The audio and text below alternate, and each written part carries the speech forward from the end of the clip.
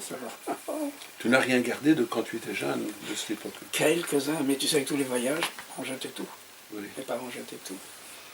J'ai pas un jouet, j'ai pas un objet, si tu veux, de ma jeunesse, si tu veux, même de mon adolescence, j'ai plus rien, plus rien, plus rien.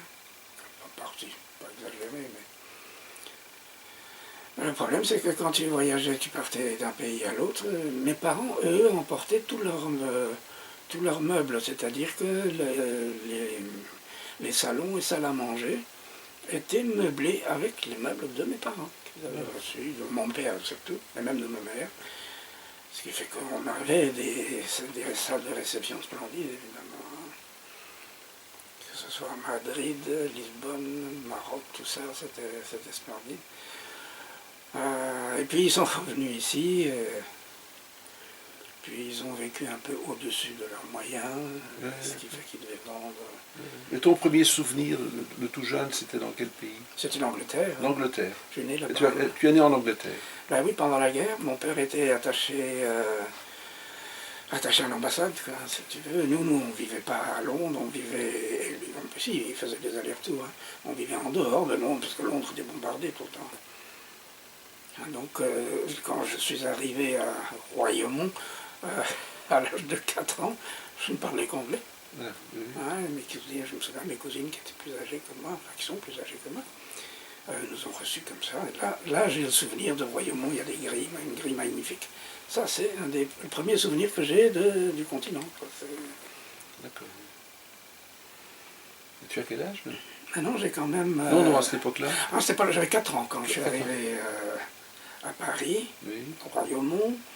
Et puis là, mon père a été nommé à Madrid, pas comme ambassadeur, parce qu'il n'y avait pas d'ambassadeur, comme tu penses, à l'époque, mais comme chargé d'affaires. Étant donné que les relations entre l'Espagne franquiste... Mais automatiquement, la famille suivait donc. Ah oui, Oui. oui, pas forcément, mais enfin chez nous c'était facile. Et nous y allions et nous avons habité dans l'ambassade, alors qu'il n'était que chargé d'affaires, c'était magnifique ça. C'était un très bel hôtel particulier, j'ai des très bons souvenirs. Il a été renommé ensuite ambassadeur, je ne sais pas mal 10 ans après. Et je suis retourné, j'ai passé 8 mois à terminer ma médecine et je logeais dans l'ambassade. J'ai des tas de souvenirs de là. Je parle la langue d'ailleurs aussi, bien sûr, comme tu peux imaginer. J'étais au lycée français de Madrid. Donc de l'Espagne, là, j'ai beaucoup de souvenirs. Mais de l'Angleterre, tu sais, de 0 à 4 ans. Voilà. Il y en a quelques-uns comme ça, mais pas beaucoup. Mais on avait parlé un jour de la découverte de l'acupuncture.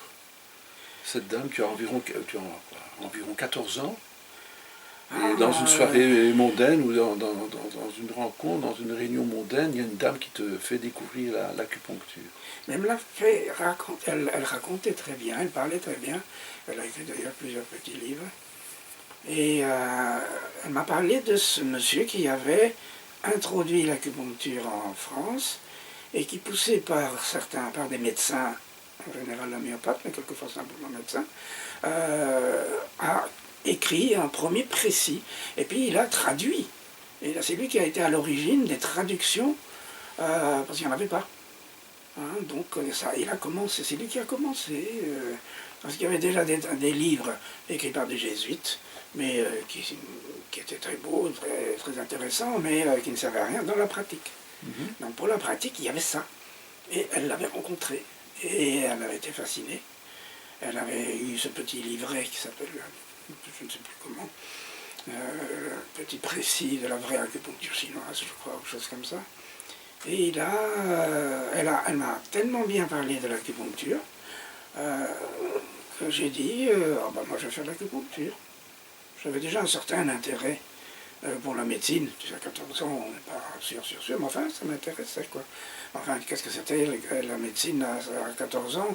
Tu sais, c'est la blouse blanche et le stéthoscope autour du cou, quoi. C'était ça que j'avais comme idée. Et puis l'idée de soigner des gens, bien sûr. Tu joues au docteur étant jeune? Non, pas vraiment, mais c'était dans ma tête, quoi. Non, je n'ai pas joué au docteur, là, non. Non, parce que moi je me souviens, bon, il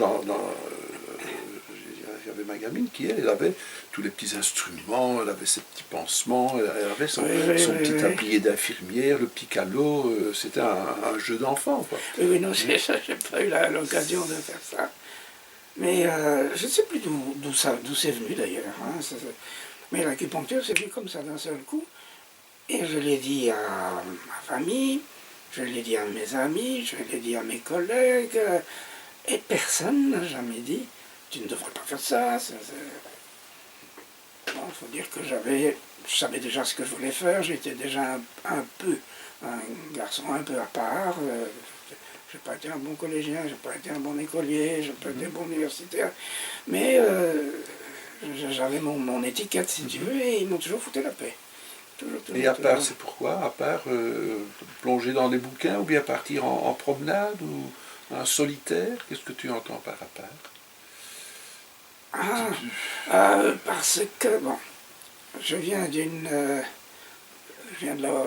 la haute société belge, bien. Mais c'est pas très amusant, la haute société belge. Hein. Ça fait que j'avais beaucoup d'amis un peu partout.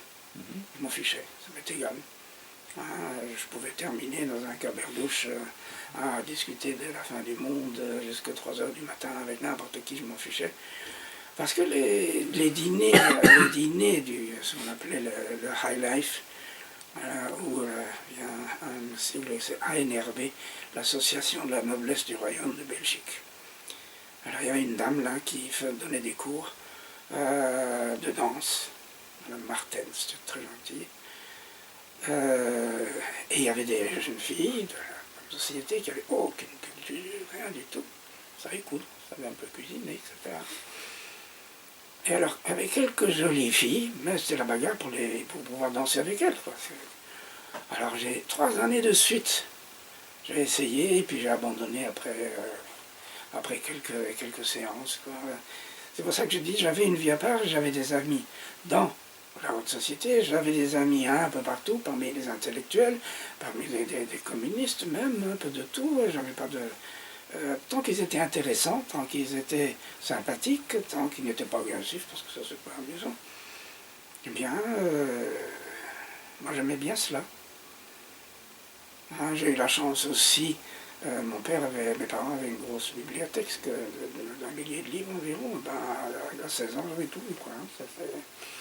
C'est pas que je m'en souvienne beaucoup, mais c'était l'époque de Monterland, tout ça, Paul, je ne sais même plus les noms maintenant. Mais tu connais toute cette époque, quoi, André Gide. Et c'est un peu comme ça que je me suis retrouvé à part, sans lettres. Oui, puis il y avait mes voyages. D'où est-ce que tu viens, qu'est-ce que tu as fait, etc.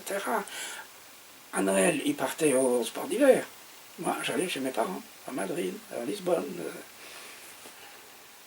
Non, mais pas de sport, pas de... Oh, j'ai tout essayé. Tout essayé. Du cheval. Essayé. Ben oui, hein, parce que j'étais scout à cheval. Il y avait une troupe. Ah, ça existait, ça? Oui, à l'étrier, près du Verchasseur. Et bon, j'ai bien aimé cela, sauf que j'étais un mauvais cavalier. J'ai fait du judo, j'ai fait du tennis, très mal. J'ai fait des tas de sports, si tu veux, mais j'aimais bien. Ce qui fait que finalement, je me suis dit que je n'étais pas vraiment un sportif. Et je n'en ai plus fait depuis...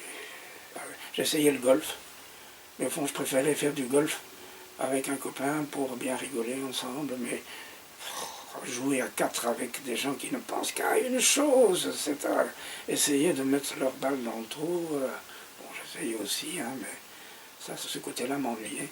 Je préférais ce qu'on appelait le 19e trou. Il y a 18 trous hein, dans le golf. Le 19e trou, c'était le bar.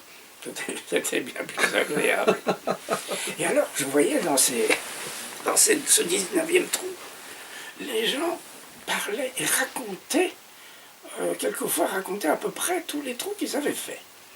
Et je me dis, mais c'est ennuyeux ce qu'ils racontent. Ça m'ennuie, pourquoi est-ce que les autres écoutent? Finalement, j'ai compris, ils attendaient leur tour. Pour raconter. Et puis à un moment donné, je me suis occupé d'associations internationales d'acupuncture. J'ai créé ça avec quelques autres, mais c'est moi qui m'en occupais. Et je me suis mis à voyager 10-12 fois par an Alors c'était les week-ends, comment veux-tu jouer au golf? Le golf c'est le week-end aussi. Et puis je me suis mis à enseigner, et quand tu enseignes l'acupuncture à des médecins, tu ne peux le faire que le week-end, donc plus de golf. Quoi. Et ce qui fait que toute ma vie a été bien remplie. J'ai écrit beaucoup d'articles, mais d'articles courts, médicaux, etc., ou pas, un petit peu de tout. J'ai écrit des livres pour l'acupuncture, avec des jolis modèles de jeunes femmes, des jeunes filles, des jeunes femmes, ou bien des amies, ou bien des patientes qui acceptaient de poser sans vêtements, mais simplement je coupais le visage, évidemment, hein, pour pouvoir mettre les points dessus. Parce que la plupart des livres, il y avait des schémas, bien sûr, mais c'était toujours les mêmes. Quoi. Alors, j'ai voulu m'amuser un petit peu. Et ça s'est toujours très très bien passé. Ça se passait chez moi, tu as vu comment c'est. C'était un peu différent avant, mais en 1 heure et quart, j'avais pris toutes les photos que je voulais avec cette jeune fille ou cette jeune femme. Et puis elle repartait, quoi. Hein, ça ne pouvait pas durer plus longtemps parce que j'avais mal au dos, à force de m'accroupir, tu sais, de me pencher, de me mettre à quoi. Fait que j'ai fait des tas de trucs. Et cette association internationale, ça m'a vraiment passionné. Hein, elle s'appelait ICMART, c'est un terme anglais, International Council of Medical Acupuncture and Related Techniques. Et je crois que je n'ai pas raté un conseil d'administration ou une assemblée générale, un congrès, quoi que ce soit. C'est moi qui ai tout fait pendant des années et des années. Ça, c'était très intéressant. Les gens n'étaient pas toujours très intéressants, ils n'étaient pas très cultivés. C'était curieux. C'était très rare de tomber sur un collègue qui avait un certain don artistique. J'en ai connu 2 ou 3, tous ceux qui jouaient du piano, qui dessinaient, etc., mais très peu. Sur les milliers, eh l'association en avait 35 000 membres, hein. Elle en a encore plus maintenant. Parce qu'il y a quelques années, l'ambiance n'était plus la même. J'étais comment on dit en anglais, un has-been, si tu veux. Je ne sais pas, je n'avais pas. C'était plus mon époque, alors plutôt que de lutter pour rester, à quoi ça servait? Alors je suis parti. Et j'ai mis à ma place, si tu veux, quelqu'un que j'avais préparé, et ça s'est très bien passé, ça. Mon départ s'est pas très bien passé, hein, mais ça fait rien. De toute façon, je suis ravi, maintenant, l'association marche très bien, etc. En septembre, j'irai au dernier congrès, mon dernier congrès, et c'est à Munich, comme c'est pas très loin, parce que l'année prochaine, c'est en Australie, alors. À moins qu'ils me payent ça en business, je veux bien, mais j'ai pas dit, je ne peux pas à cause de mes gens, je ne peux pas voyager très longtemps, ou alors je dois voyager en business. Et je me suis retrouvé avec 50% de mon temps libre, puisque je ne m'occupais plus de l'association. J'avais des patients, j'ai donné des cours, et puis le reste du temps, je me suis dit, qu'est-ce que je fais?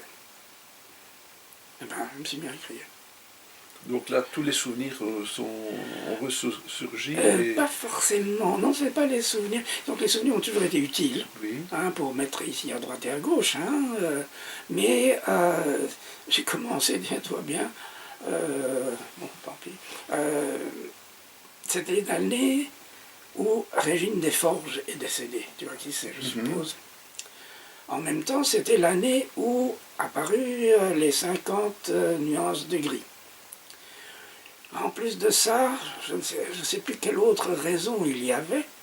Si, j'ai une amie qui m'a dit, mais ton premier livre, je ne parlerai pas, il y a des passages érotiques qui sont très bien, tu devrais écrire un livre érotique. Bon, je n'ai pas fait ça il y a 10 ans, ça.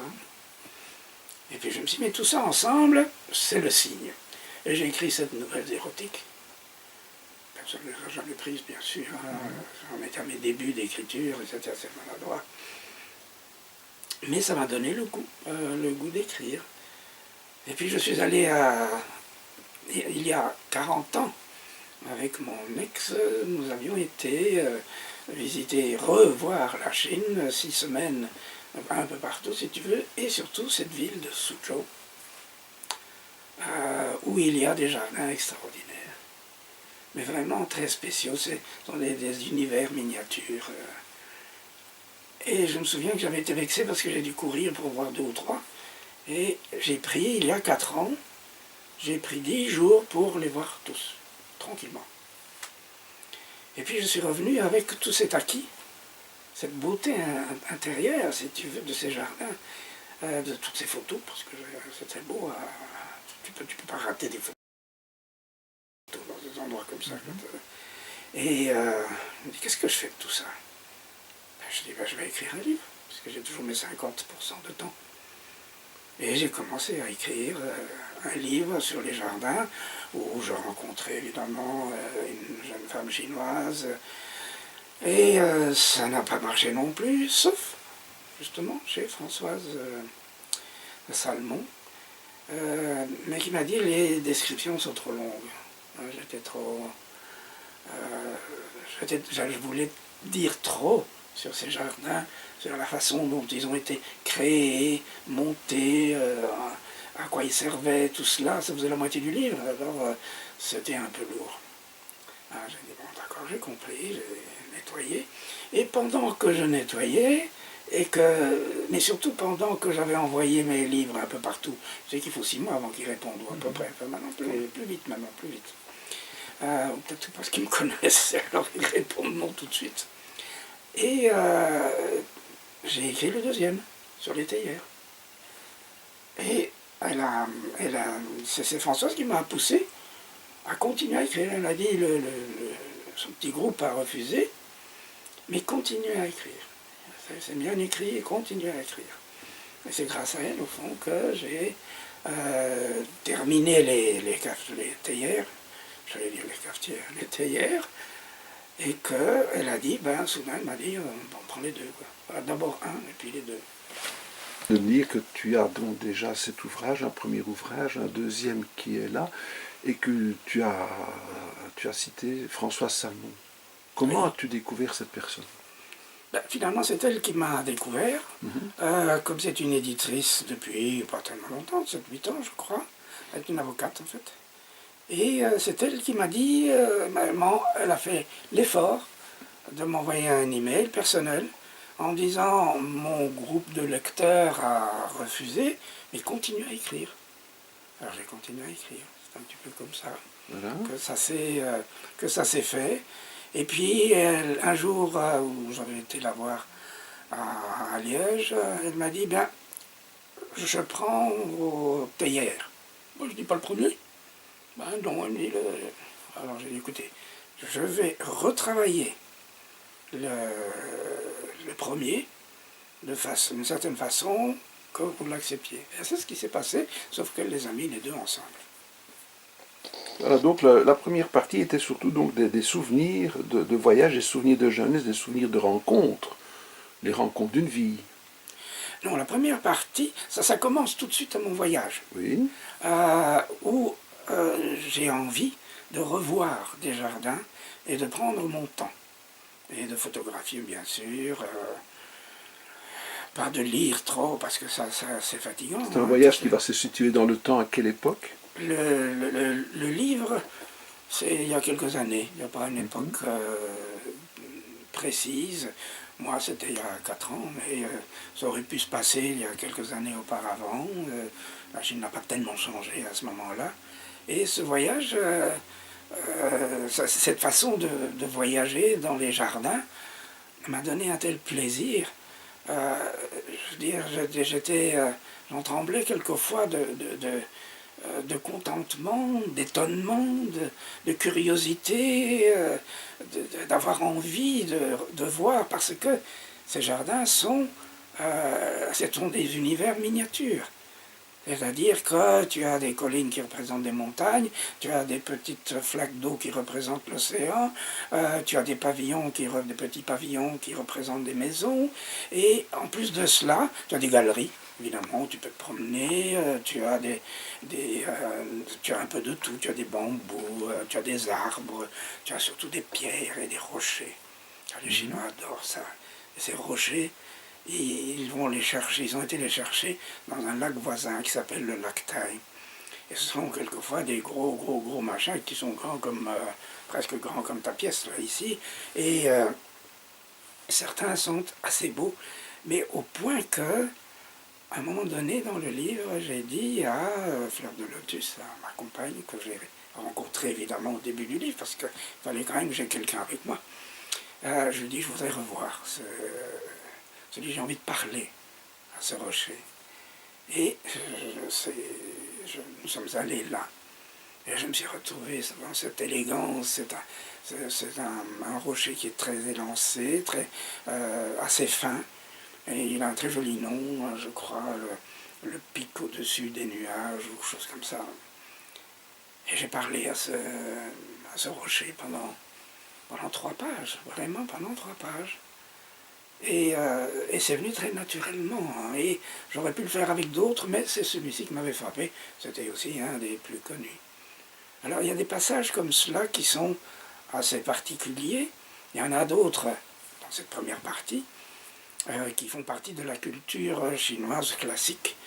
J'ai une séance d'art de dégustation du thé avec le père de ma compagne.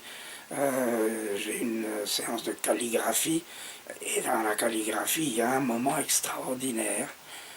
C'est le moment où le peintre ou le calligraphe se penche sur le papier de mûrier ou le papier de riz avec son pinceau. Et si tout ça se fait en silence, tu ne sais pas comment ça va se faire. Et soudain, le pinceau descend. Et psh, psh, psh, il écrit. Et c'est d'une droitesse, c'est d'un équilibre, mais c'est fait en quelques secondes. Il l'a préparé, il l'a eu dans sa tête, et puis ça vient. Et il me l'a enroulé, évidemment, il me l'a donné. Donc, j'avais déjà eu des expériences pareilles, mais comme ça, c'était assez rare, c'était particulier. Et j'ai eu des petites aventures pour s'amuser un petit peu. Alors, je me promène dans la ville, je suis tout seul. Et j'arrive à un croisement. Je veux prendre un taxi pour rentrer à l'hôtel. Ces croisements sont immenses, immenses, immenses. Et c'était le moment de la sortie du bureau. Et il y a des fils partout, dans un sens comme dans l'autre. Et moi je vois des taxis, je les appelle, mais ils n'entendent pas, je ne sais pas comment faire. Alors je demande à des dames qui sont, ou des messieurs, des dames qui sont en train d'organiser la circulation, de surveiller la circulation, comment est-ce que je fais pour prendre un taxi? Et elle ne me répond pas, elle a peur de moi alors que j'ai parlé en chinois et correctement. Alors je me dis, je vais peut-être aller de l'autre côté. Alors j'ai attendu que ce soit vert et j'ai marché, mais j'ai dû marcher vite pour aller arriver de l'autre côté, tellement c'était loin. Et finalement, j'ai parlé à un de ces messieurs, ils avaient des tenues jaunes, tu sais, pour qu'on les voit. Je dis, je voudrais un taxi pour rentrer à l'hôtel, hein, comment faire hein? Alors il a arrêté toute la circulation. Et puis, je me suis dit, mais comment est-ce que je vais faire? Le taxi est à l'autre bout, Et j'ai senti que quelqu'un me prenait par le bras. C'était un jeune homme. Et il m'a conduit jusqu'au taxi. Ah, voilà. Et voilà, il y a une histoire un petit peu cocasse, je dirais. Mais ils ont toujours été très gentils. Je dois dire que il y a des villes que je n'aime pas beaucoup en Chine, mais cette ville qui est pas énorme, hein, elle n'a que quelques millions d'habitants, mais c'est assez charmant.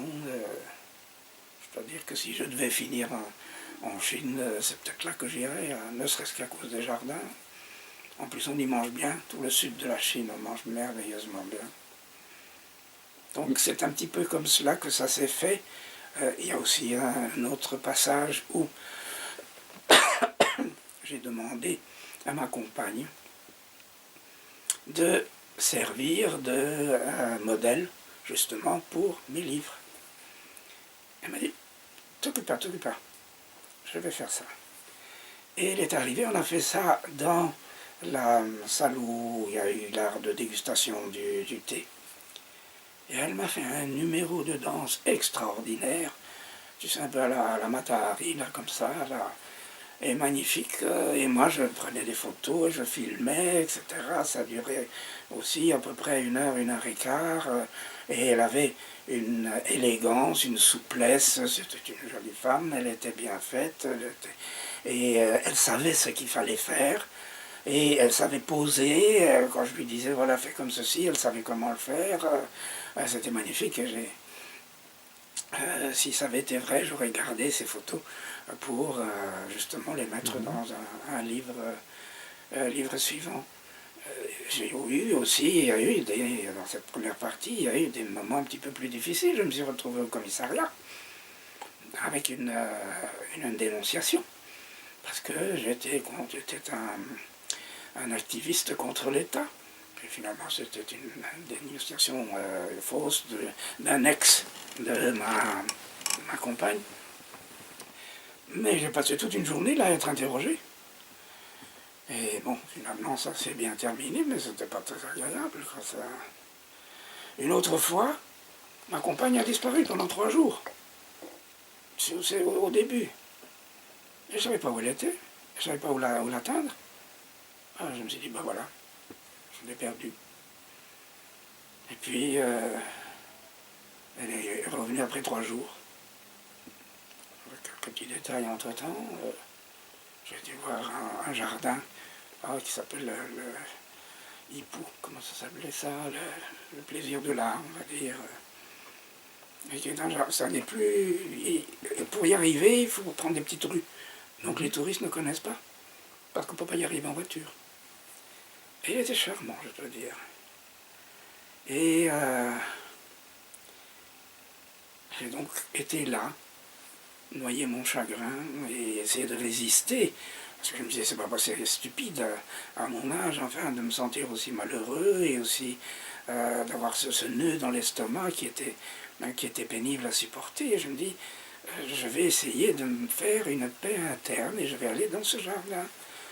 Ce que j'ai fait, je me suis assis dans un des pavillons, dans une petite table où j'ai pris du thé, etc. Et soudain, la sérénité, la paix est entrée en moi et je me suis mis à penser au jardin, etc. Et puis soudain, c'est revenu aussi, très fort. Hein, l'angoisse, l'anxiété, le questionnement, où est-elle, qu'est-ce qu'elle a fait, etc. Ça a été horrible. Enfin, j'ai rentré à l'hôtel, puis j'ai trouvé, sous la porte, il y avait un petit papier disant « Il va revenir, ou votre ami va revenir bientôt. » Donc il n'y a pas de nom. Je savais bien de qui il s'agissait, en effet. Un jour et demi après, elle était là. Donc il y avait tout le temps des petits moments comme ça. Ah oui, alors la raison pour laquelle elle était partie, c'est que sa famille fait partie de dissidents. Et les dissidents doivent faire très attention, sinon ils se retrouvent en prison. Et elle a dû aller à Hong Kong à toute vitesse pour donner de l'argent, des passeports, des trucs comme ça, à d'autres dissidents. Et elle a dû partir sans avoir le temps de me prévenir.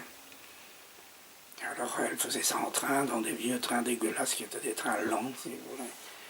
Elle a été fouillée à un moment donné dans une des gares, mais elle faisait des zigzags dans les trains pour qu'on ne sache pas qui elle était.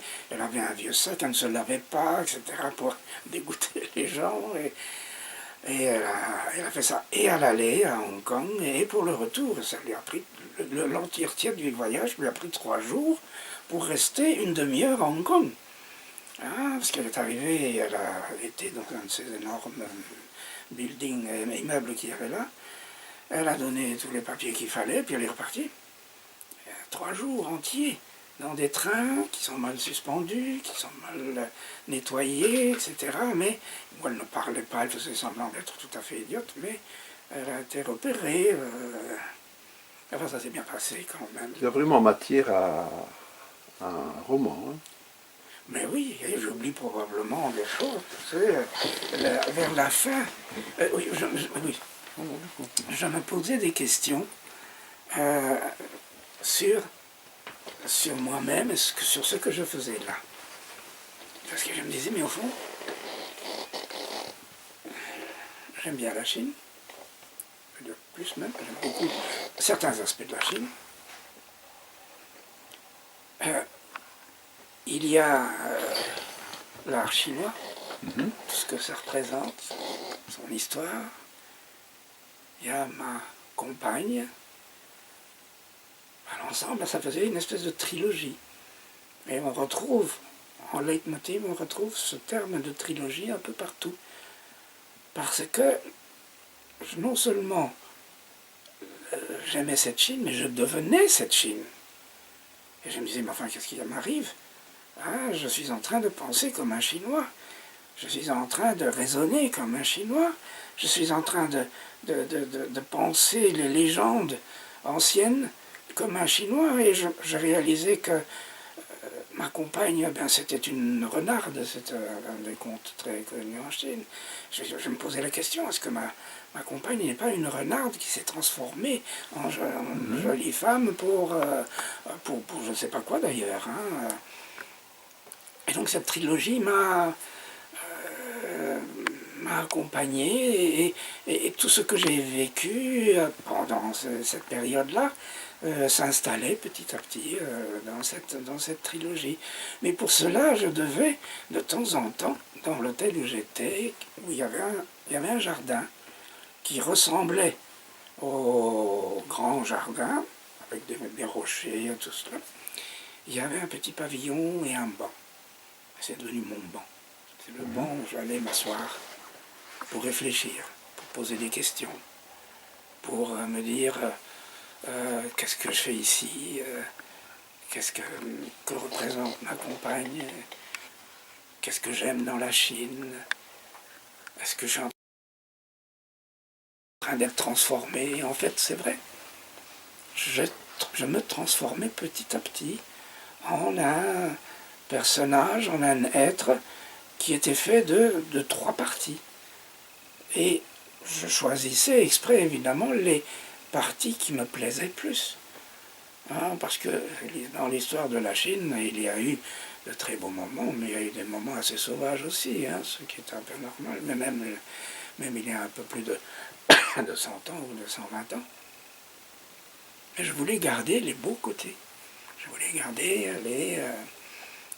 ce qui plaisait, tout ce qui était artistique, et que l'on retrouvait dans les jardins. Car dans ces jardins, tous ces pavillons, hein, ces petits kiosques, c'était construit par un monsieur un tel, pour aller se distraire avec ses amis, pour réciter des poèmes, pour boire du vin, pour peindre, pour rêver, pour admirer ceci ou cela. Et c'était ça, c'est le but ultime au fond de ce jardin, ces espèces d'univers miniature, c'est de se promener, c'est d'oublier. Ces constructeurs avaient été des grands hommes d'État, des grands juristes, quelquefois des généraux, un peu de tout. Et ils avaient bien gagné leur vie, je ne sais pas comment, mais enfin ils avaient bien gagné leur vie. Et ils avaient fait construire des jardins. Il y avait des centaines, si c'est pas des milliers de jardins à une époque. Il n'y en a presque plus, hein, bien sûr. Et c'était le plaisir de l'homme à la fin de sa vie, ou au milieu de sa vie, parce qu'il s'arrêtait au milieu de sa vie, hein, c'était d'avoir un jardin. Et c'est une culture que vous découvrez quand?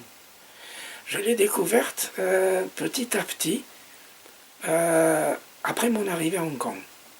On est dans les années 68, où je suis arrivé pour apprendre l'acupuncture.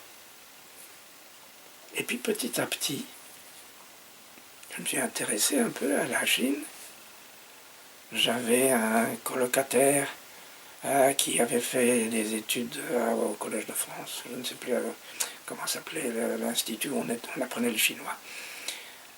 Et puis il y avait Simon Leys, qui était à cette époque-là attaché au consulat, attaché culturel bien sûr, et qui enseignait à l'université de Hong Kong dans les nouveaux territoires, et il y enseignait la culture et la civilisation occidentale aux Chinois, mais il l'enseignait en chinois.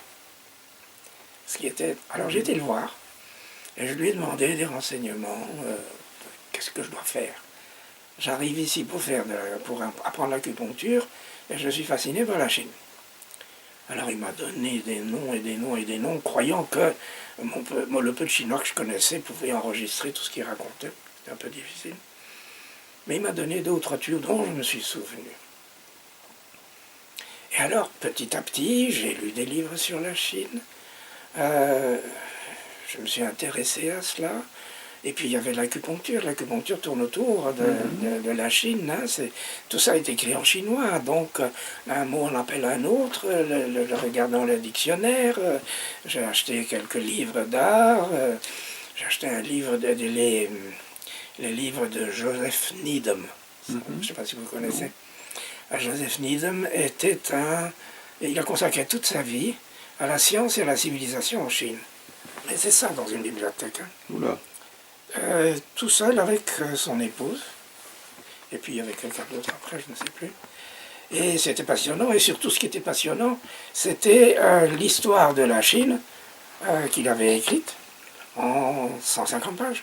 C'était magnifique. Donc vont commencer alors des allers-retours, l'Europe, la Chine. Alors pas encore, c'est parce que je suis resté 3 ans. 3 ans. 3 ans d'abord j'ai 2 ans à Hong Kong et puis 1 an à Taïwan. Et à Taïwan, j'ai vécu vraiment en milieu chinois, tandis qu'à Hong Kong, c'était surtout un milieu expat, comme on appelle ça maintenant. Mais à Taïwan, c'était vraiment avec des Taïwanais. Et c'est comme ça que je me suis intéressé peu à peu à la Chine, sans me rendre compte que ça me pénétrait petit à petit. Et puis, c'est à ce moment-là, je suis rentré, j'ai dû commencer à travailler. Et puis, j'ai épousé une Chinoise.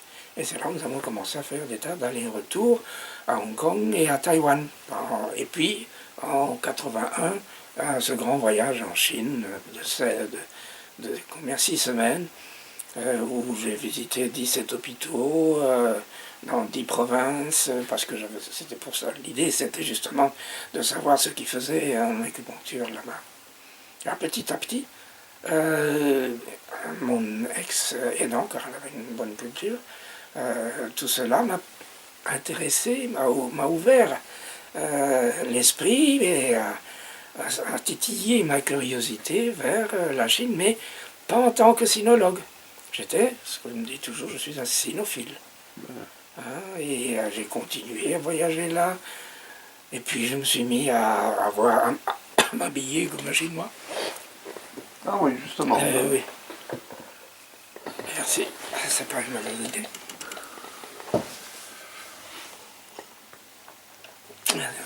Oui, tu peux le mettre. Mais au point que je n'ai pas un costume. Donc c'est de cette époque-là que vient, je vais dire, l'habit. L'habit est venu il y a 15 ans à peu près. Tu rentres en religion il y a 15 ans. Si tu veux. Mais c'est venu comment? Parce que bon, ici tu me vois comme ça, bon, parfois j'ai toujours un autre habit. C'est vrai qu'on prend goût à être dans un certain confort. C'est une question confort intellectuel et confort physique. Là, c'est un peu un hasard, c'est-à-dire que quand on allait à Taipei, ma femme se faisait faire des robes avec des prix raisonnables, etc. Puis un jour, elle me dit, pourquoi tu ne te fais pas faire une blouse chinoise? Alors, je me suis fait faire une blouse chinoise très bon marché, affreuse, mal foutue, qui n'a pas duré longtemps. Et puis petit à petit, ça m'a intéressé. Mon ex a trouvé un magasin où on faisait des très jolies choses et ils m'ont fait là des chemises que j'ai encore maintenant, après 15 ans, en même temps des tissus qui coûtent très très cher et qui sont très résistants. Et puis, elle a trouvé une autre petite, comment est-ce qu'on dit, couturière au fond, et qui m'a fait mes chemises, mes gilets. Moi j'ai inventé le gilet au fond. Ça fait quoi maintenant, 10 ans, 15 ans, je ne sais pas quand j'ai commencé exactement. Mais je sais que la première chose que je fais quand j'arrive à Taïwan, ou à Taipei, c'est aller à l'hôtel bien sûr, prendre une douche, et puis je lui téléphone en disant j'arrive. Prépare des dessins, pas des dessins, mais des tissus pour que je puisse les voir. Et on décidait ensemble, on marchandait un peu, avec elle c'était pas très facile. Et puis elle me faisait, mais en 8 jours, elle me faisait, je sais pas moi, 6-7 ensemble, comme ça. Donc au départ, c'était un confort. Oui, Voilà, qui est devenu alors un confort qui a duré. Mais oui, parce que je n'ai plus de costume, bien sûr. Et comme tu sais, les costumes, le problème du costume, moi j'ai une taille qui va comme ça, puis comme ça.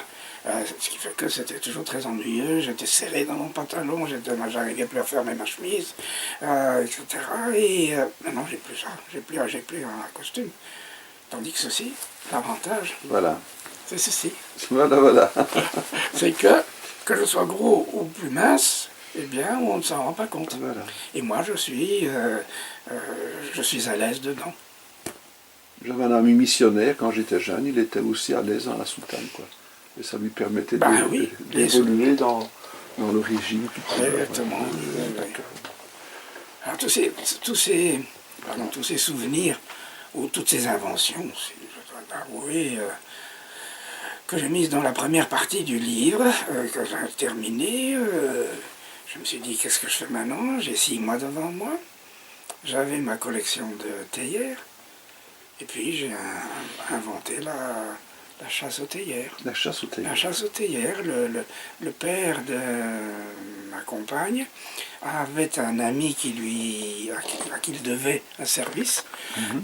C'était un monsieur qui était très corrompu, mais qui avait caché une dizaine de théières très très rares. Il les avait cachées un peu partout dans le sud du Yangtze, si vous voulez. C'est une partie de la Chine qui est très belle d'ailleurs. Et il fallait aller les chercher et aller les déposer dans des banques, dans des endroits spéciaux, ou bien les laisser là pour être sûr qu'ils soient là aussi. Et lui ne pouvait pas le faire parce qu'il était surveillé comme dissident notoire, mais il ne faisait plus rien en théorie. Mais alors ce qui fait qu'il nous a demandé à nous, ma compagne et moi, de faire ça. Et il nous a donné ce qu'il avait déjà fait d'ailleurs, lors du premier séjour, il nous a donné un garde qui était un champion d'art martial extraordinaire. Il nous a suivis partout, lui avec des compagnons aussi, nous étions toujours très très bien gardés. Et qui nous a suivis dans tous ces endroits où on allait chercher ces théières, quelquefois dans des endroits invraisemblables, ou chez des gens. Il y en a une théière qui se trouvait tout à fait en haut d'une pagode chinoise, une autre qui se trouvait dans une fosse à purin, etc. Ce qui fait que ces théières, je les ai très peu vues. J'en ai vu combien? J'ai eu la chance d'aller chez ce qu'ils appellent une petite secrétaire, qui était ex-petite secrétaire d'un puissant du régime, et qui nous a montré une de ces théières. Alors là, c'était le choc de ma vie.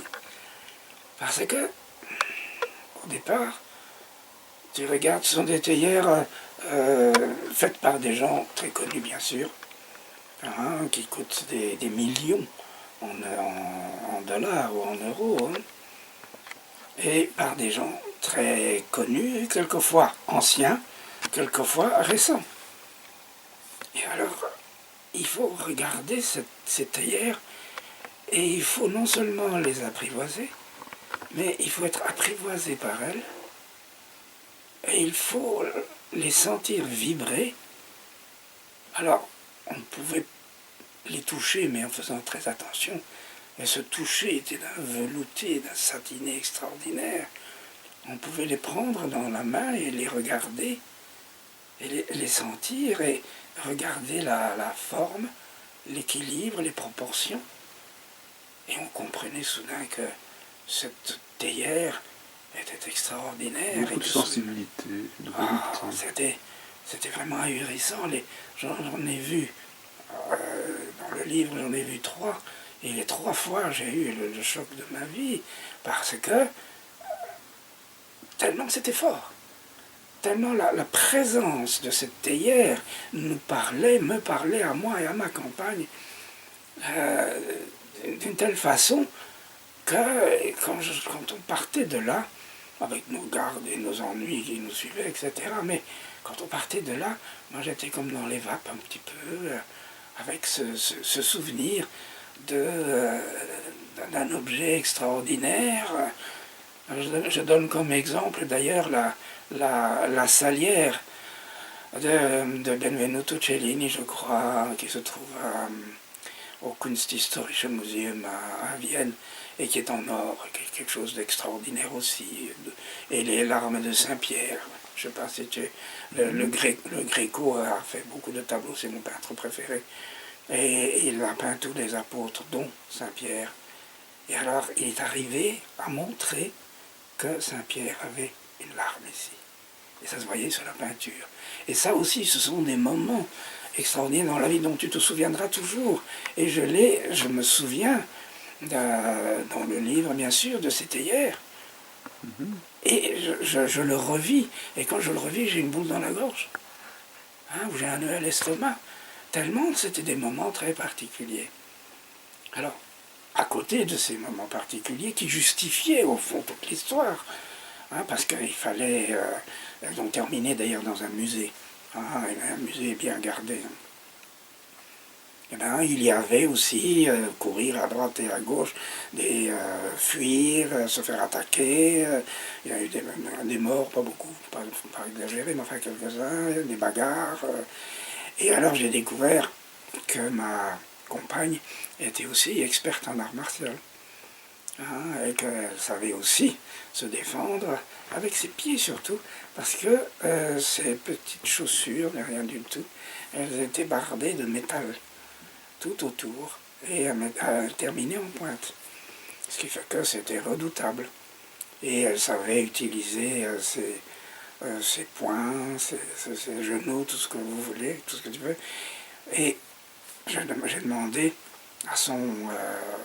à notre garde, Monsieur Liu, je lui ai dit, mais enfin, comment ça se fait? Vous voyez, ici c'est tout de même une jolie femme, et elle est incroyablement experte en arts martiaux. Elle est allée dans un... Parce qu'elle ne disait rien, elle disait, moi j'ai suivi quelques cours. Et lui, dans le livre suivant, que je n'ai pas encore terminé, ou qui n'est pas encore publié, pardon, elle est allée dans une école spéciale pour femmes, où on apprenait l'art martial. Et dans cette école, on apprenait aussi à ne pas déformer la femme. Donc se débrouiller pour utiliser, qu'elle puisse utiliser et renforcer ses muscles, mais que cela soit fait en longueur. Et que par exemple, elle n'ait pas un biceps énorme, etc. Chose que mon gardien, notre garde, Liu, il est la même chose. Hein, c'était une lame d'acier comme ça. Hein, assez extraordinaire, il était très gentil. Et puis, on s'est retrouvés un peu dans des endroits un peu particuliers. Et tout cela, c'est ça qui m'a transformé petit à petit. Parce qu'il n'y a rien à faire. Que ce soit manger chinois tout le temps, tout le temps, tout le temps. Que ce soit se promener et voir des belles choses chinoises. Que ce soit à Hangzhou, voir le lac de l'Ouest. Que ce soit à Yangzhou, le lac de l'Ouest étroit. Que ce soit des très belles choses, des très beaux endroits que l'on visite ou que l'on voit. Il n'y a rien à faire, ça te pénètre. Ça te rentre dedans, ça te fait vivre, et tu ne penses plus qu'à cela. Et c'est ça que j'ai voulu rendre après, parce que j'y suis retourné, bien sûr. Hein. Je suis retourné pour le livre suivant, pour vérifier que ce que je décrivais existait encore. Et heureusement que j'y suis retourné, c'était au printemps dernier, parce qu'ils ont tout changé. Ils ont tout transformé pour le tourisme de masse. C'est pas évident tout le monde fait quand un auteur a mis sur papier les frissons, les émotions, que l'éditeur commence à sabrer dedans. On sabre dans des émotions, on a cru bon les mettre, et puis après on voit qu'on élague pour venir peut-être à l'essentiel. C'est pas évident en effet, mais j'ai eu la chance, c'est que l'éditrice a sabré dans les descriptions. Ça, c'était pas trop grave. Mais pas dans les émotions. Pas dans les émotions. Dans les émotions, elle a rien changé. Parce qu'elles étaient souvent très fortes. Hein, j'étais souvent ému ou enthousiaste. Elle a toujours laissé cela. Peut-être corriger l'une ou l'autre phrase, mais pas sabrer. Elle ne m'a pas dit cette demi-page, tu la laisses tomber. Cette façon de voir la Chine, c'est pas bon. Je ne pouvais pas le dire d'ailleurs, hein, j'étais le seul à le savoir. Vous pouvez nous rappeler le nom de l'éditrice? Bien sûr, c'est... Et la maison d'édition? Alors, l'éditrice s'appelle Françoise Salmon, et sa maison d'édition s'appelle Murmure des soirs. Ce que je trouve assez rare en un mot, hein, donc comme ça. Donc, elle a un site qui s'appelle www.murmuredessoirs.com. Et elle a je ne sais pas combien de livres, quelques dizaines de livres à son actif. Elle se débrouille, elle s'active, et elle a fait cette soirée pour que je puisse expliquer mon livre, un peu comme je l'explique à toi, et que je t'explique surtout le côté émotionnel, parce que c'est ça que j'ai aimé. Je pense que vous avez bien transmis l'émotion qu'il y a au fil de toutes les pages que nous avons dans cet ouvrage. Et c'est vrai qu'on ne peut que souhaiter une chose, c'est de découvrir une suite qui est sur le... Il y a une suite qui est envoyée chez les éditeurs, bien sûr, mais qui est moins, qui est plutôt un thriller, qui est plutôt une course, justement, pour un trésor. Je ne peux pas tout le temps mettre... Il y a de l'émotion là-dedans, il y a des bagarres, et je découvre que mon experte est encore plus experte que je ne le pensais. Et il y a un méchant qui veut le secret, évidemment, et qui nous attaque, qui nous coince dans des rues, dans des ruelles, et on utilise de plus en plus tous les petits instruments d'armes, toutes les armes d'arts martiaux. Les étoiles qui s'appellent des shurikens, puis d'autres, des lances, des balles, tout ce que vous voulez, qui ne tuent pas, pas forcément. Encore que le numéro 2 de mon garde a envoyé un shuriken dans l'œil d'un de ces types-là qui tenait ma compagne avec un couteau sous la gorge. Il a envoyé le shuriken qui a fait exploser. Mais il faut viser juste là, parce que il était là, lui, et ma compagne était là. Et à 10 mètres, il l'a envoyé à ça. Et là, il a explosé, bien Donc sûr. le troisième bouquin va être un thriller, presque. Ça va être plutôt un thriller. Oui, parce qu'on est tout le temps poursuivi. Et puis alors, ça se passe dans les environs de l'armée du premier empereur de la Chine. Ça commence presque sur le monticule, où j'avais été moi il y a 40 ans, et où on m'a dit, vous savez ce que vous avez en dessous? On disait non. C'est le tombeau, le mausolée du premier empereur de Chine. Et pourquoi vous ne le faites pas des recherches? On a le temps. Et en fait, c'est pas ça, c'est qu'ils n'ont pas la technologie à cette époque-là. Mais maintenant, dans cette vallée, il y a 200 mausolées, 200 tertres, la plupart qui ont été pillés, mais il y en a qui ne sont pas pillés, et où il y a des choses extraordinaires. Et tout se passe dans ces environs-là. Et c'est là où j'ai été justement pour vérifier que tout cela était vrai, parce que heureusement, le petit monticule n'existe plus. On a fait pousser des arbres dessus. J'ai vu le chemin par lequel j'ai été monté avec mes amis, et il n'y a plus de place, on ne peut pas monter. Il y a des crasses au milieu dans ce chemin, entre les arbres. Et tout est fait maintenant pour le tourisme de masse, hélas. Ce qui fait que j'ai été un peu déçu, mais heureusement que j'ai vu ça. Comme ça, je ne peux pas me tromper, comme ça, je peux adapter la fin de mon histoire, qui se passe juste à côté d'ailleurs de ce monticule, je peux l'adapter à ce qui existe pour le moment. Parce qu'il faut trouver, c'est un peu comme tout en Camon, quoi. Il faut trouver une ouverture, il faut rentrer dans l'ouverture, il y a des trucs dangereux là-dedans, il y a des trous, il ne faut pas tomber, tout cela, mais ça c'est pour le troisième livre. Eh bien, reste à nous, lecteurs, de découvrir le chemin qui va nous mener à votre éditrice et aux différents libraires qui vont nous offrir la joie de découvrir ce que vous avez. Moi, ça serait mon grand plaisir, évidemment, parce que ce que j'ai découvert, c'est que c'est un énorme plaisir d'écrire. Je ne le savais pas. Et je néglige beaucoup de choses. Je ne lis plus. J'ai lu tellement d'ailleurs dans ma vie, mais maintenant je n'arrive plus à lire, j'écris. Et je vais quand même de temps en temps chercher dans mes livres des références. Ah, mais je ne lis plus un livre, je ne suis pas capable de lire, d'ouvrir un Mais livre. nous, on va ouvrir ce livre. Merci François. Je t'en prie. Merci beaucoup, c'était un grand plaisir de te recevoir. Mais moi, c'est